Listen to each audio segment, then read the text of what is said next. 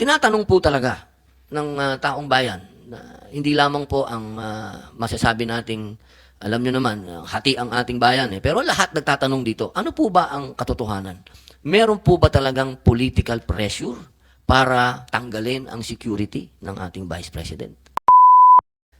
Yung iniwan mo na 31, pwede ba nabigyan mo ng laya yung ating Vice President kung sino from sa kanya mga former security ang pwedeng iiwan mo? Kasi ang reklamo nga niya, may iniwan ka nga pero hindi niya kilala, hindi siya komportable. Paki-check naman na GPNP kung itong mga naiwan, choice ba niya? Tama yung sinabi ni Chairman Bato. Choice niya ito o kayo ang pumalit bago na po itong mga to? Pwede po ba makapagtanong sa atin pong PNP Chief? Opo. Yes, you have the floor, Your Honor. Salamat po. Sir, ako po tagapangulo din po ng komite ng Public Information at Mass Media. Ako po tunay na hirap na sa pagsangga sa mga fake news. Ako naman po ay nagpapasalamat sa pamunuan ng PNP at laging maliwanag naman po ang inyong pagbibigay ng impormasyon.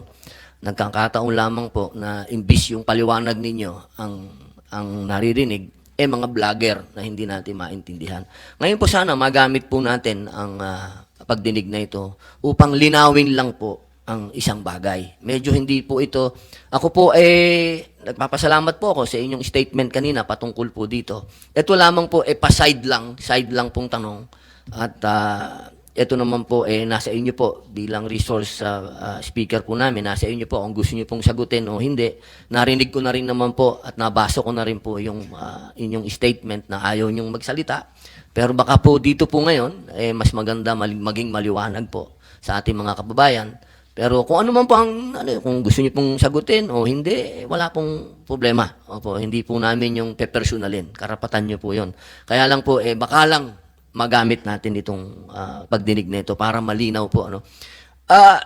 Tinatanong po talaga ng taong bayan na hindi lamang po ang masasabi nating, alam nyo naman, hati ang ating bayan pero lahat nagtatanong dito, ano po ba ang katotohanan? Meron po ba talagang political pressure para tanggalin ang security ng ating Vice President? Nasa inyo po yan, sir, kung gusto niyo pong sagutin o hindi. You may respond, Chief PNP. Thank you, our Senator. No, that's yun po yung sinabi niyo. Wala pong political pressure. It's ang ginagawa po natin is really to rationalize po yung deployment ng PNP natin. And we have to make sure, no po, sabi po nila, alam mo sir, ang nangyari po, not only the Vice President, our Vice President na nagalit po sa atin at kalim po na it's a political, no, not even. Marami po kami tinanggalan. Even yung mga classmate ko, na mga general, sabi ko, it's a time na talagang we have to rationalize. And in fact, I have already made yung sa policies natin, na kung may mga threat, when they retire, kasi may mga threat, it's only about 6 months. And afterwards, they can ask kung meron po talagang threat. And we have to make sure, no, ang deployment po, we have to refrain po kasi ang term po natin, VIP, ang security. No, there's no term as VIP. Remember, this is a police unit, sa professional police po. They are all graduates, and di po kami kagaya dati na graduate po ang mga police po natin. And we want to make sure that they are being deployed properly. Tinanggal po natin yan because ang gusto po natin, we have to professionalize po yung PSPG and make sure na dalawang po yung criteria. High threat, high security threat, and medium security threat, and no threat at all. We want to make sure that there is already a perceived threat, and there's a difference between a perceived threat and an actual threat. Dati kasi, VIP ang tawag natin, that's a perceived threat. Kaya nga sinasabi po natin, and we have to rationalize, and we have to change our policies regarding po dun sa deployment ng tao. Kasi ang sasabi ko nga, we need more people on the ground. Marami po kami talagang kulang, and to be honest, sir, talagang ang gusto po natin, talagang ibaba yung mga tao natin or very strict our police procedures natin. Marami po tayong kinasuhan na moonlighting na police natin. It all started in Alabang when we see two staff personnel na nandun po being used as a security. And dahil po nga doon, bakit nangyayari doon? And we have to rationalize our people. We have to account them. We want to make sure. And with regard po doon sa iba, hindi lang lahat po, tinanggalan po natin because we don't see any threat dun sa mga bantao. At ang sinasabi ko nga, kung meron pong reason, ibibigay po natin. Second, But in the case of the Vice President, do you think may threat sa kanya o wala? Sir, wala po siyang threat. Wala po kami nakita. He's being loved by our people. Ang sinasabi ko lang, second, ang security po ng ating Vice President is Are you under sure with the stand, strong stand against the CPP-NPA, wala siyang threat na buhay niya? Sir, ang may hawak po ng security po ng ating Vice President is the Presidential Security Command. It was issued on July 9. The security of the President and the Vice President lies on the Presidential Security Command. And we will not stop po if the General Morales from the PSC asks our help to ask for more personnel, then we will give po. And the one who's making the threat assessment is not anymore. It's the Presidential Security Command po. Well, alam mo, ilan bang iniwan mo doon na security kay Bibi? May 31 pa po. 31. Opo. Are the 31 remaining security of her own choice or ikaw ang pumili? No sir, hindi naman po kami because mayroon pong commander po sa kanya and it's being headed by a full colonel doon sa 31 na naiiwan po.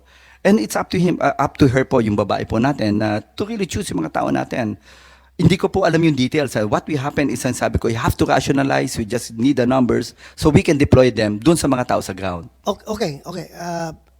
In behalf of the Vice President and in behalf of the Filipino people who want that our Vice President is properly secured and protected, can I ask you for the record that yung iniwan mo na 31, pwede ba nabigyan mo ng laya yung ating Vice President kung sino from sa kanya mga former security ang pwedeng iiwan mo? Kasi ang reklamo nga niya, may iniwan ka nga pero hindi niya kilala, hindi siya komportable. Baka pwede yung mga security niya na from Davao na matagal na sa kanila, nakilala niya, komportable siya, baka pwedeng yun na ang ibigay natin. Kasi ang nangyari kasi, yung mga pulis na yun, kilala ko yun, mga tao ko yung mga pulis na yun, andito ngayon, inassign mo dito sa Krami or sa Region 4 ba yun? If you are for localization para effective ang ating kapulisan sa kanilang trabaho, baka pwedeng yung taga Davao na lang ilagay mo doon. I'm just appealing to you. I am not questioning your wisdom. Ako, just treat me as an ordinary Pilipino na gustong-gusto talagang masecure yung ating pangalawang Pangulo. Baka pwede naman na papiliin mo siya kung sino yung gusto niyang maiwan doon. Ilan ang tinanggal mo, Marvin? 75. Yung 75 na tinanggal mo, baka pwedeng, tapos may iniwan ka na 31. Sir, our chairman, can I make it clear first? No? Ang naiwan po sa kanya is 358 AFP personnel. And ang sabi ko nga, ang 106 just a complement. Wala na ko doon sa... Because, sir, it was being lang. Wala tayo doon sa AFP. We are just talking about PNP. Yung PNP lang pag-usapan dahil ang PNP yung close sa kanya. Dahil dati siyang mayor at yung mga local police ng Davao, yun yung dinala niya doon na security. Yun lang ang pag-usapan natin, yung police lang. Kung yung 31 na yun na iniwan mo, pwede ba na pagbigyan natin ang pangalawang Pangulo na pumili siya kung sinong gusto niyang ma-retain doon na 31. Walang problema. Kahit na hindi mo na ibalik yung 75 na tinanggal mo, okay na yun. Gamitin natin yun sa police visibility. Ako mismo, as former chief PNP, I am with you when you say na you need people on the ground. Alam ko, pareho tayo. Ang tagal na natin gusto yung mga tao na yan na matanggal sa mga VIP security dahil para magamit natin. Pareho tayo ng paningin. Pero, yun lang, ako, bilang isang Pilipino na gustong mas pangalawang Pangulo, pwede ba na yung 31 na yun, bigyan mo siya ng laya na pumili na yung tinanggal mo, na dinala mo dito sa Region 4 na mga taga Davao, baka pwede yun ilagay mo para naman may peace of mind siya na sigurado siya na yung security niya ay talagang kanya. Yun na, pag-iusap ko lang sa iyo. I'm not directing you as the chairman of the Senate Committee on Public Order and Dangerous Drugs. This is my personal appeal to you, being a Filipino. Kasi ayaw ko talaga na may mangyari sa ating pangalawang Pangulo. Pag yan ay naambos ng NPA, at nagsibagtakbuhan yung mga security niya, nakakahiya tayo. Pero kung yung ibalik mo yung mga taga Davao na talagang makipagpatayan sa kanya, yung mga lokal, ay... Yun na po ang pumili dito. Bago na po ba sila? Our chairman, no, hindi ko kasi nakita. It's only the 106, no, the personnel na nakatalaga po kay VP in addition dun sa 358 na AFP. Ang 106 yun, I really hindi po sila kilala. Ang sinasabi ko lang, we have to reduce our personnel. based dun sa recommendation po ng PSBG commander, I have to talk to these people and talk to the chief of staff of the VP kung tama po yung numbers, no? But if you ask me for the details, I don't know these people, hindi ko po sila kilala kung sino po naiwan. Ang sinasabi ko lang, this is inadequate na 31 po ang ibigay namin. But if kung sinasabi niyo po, it will help, then let it be po. We have no, hindi mo po kami nag-argumentative with regard po sa security. If it will help, if we can add, it really depends on the VP, of course. Yung head po ng security niya, yung PSC po, si General Morales, then let it be po. Pakicheck naman na GPNP kung itong mga naiwan, choice ba niya? Tama yung sinabi ni Chairman Bato. Choice niya ito o kayo ang pumalit bago na po itong mga to? Or chairperson, hindi ko po, number one, I don't have yung kilala po. Ano, ang sinasabi ko lang, out of the 106, kasi I assume lahat yun, tao niya po, yung 106 na yun. Then, ang sinasabi ko, I have to reduce based dun sa recommendation natin na wala po siyang threat. Kasi, ang sabi ko nga, ang PNP is just an augmentation of the security being given by the Presidential Security Command. Kung sinasabi po natin na makakatulong po, then let it be, and we will help in securing the Vice President po. Wala na bang nakadeploy ngayon na PSPG sa mga negosyante lang? Ang sinasabi ko, sir, may mga high threat po, but pinatanggal ko po. If you will look at the numbers, pinatanggal ko po lahat. Basta ako, General Marbel, high security threat pa rin yung ating pangalawang Pangulo. You may question my opinion, but that's my own opinion. I know her very well. Kailangan talaga natin i-secure. So, yun lang pag-iusap ko, kahit na hindi mo na ibalik yung the same number na tinanggal mo, palitan mo lang ibalik mo lang yung mga taga Davao na palagay ang kalooban niya at tanggalin mo na lang yung hindi niya kilala na yung naiwan sa 31. I know, it's no longer your job dahil alam ko as Chief PNP, you will deal on policy statements na lang doon sa mga commanders mo on the ground.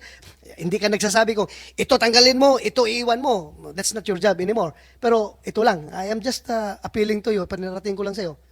Kung pwede, balik mo. Can I get your commitment? Of course, our chairperson. Thank you very much. Salamat.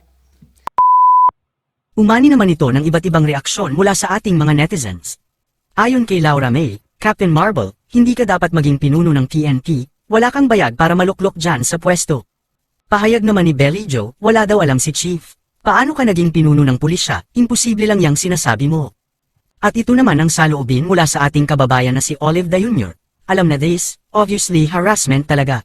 Kitang-kita naman yun ng madla Chief Marble. Mga kababayan, feel free to comment below para maglabas ng saloobin sa balitang ito.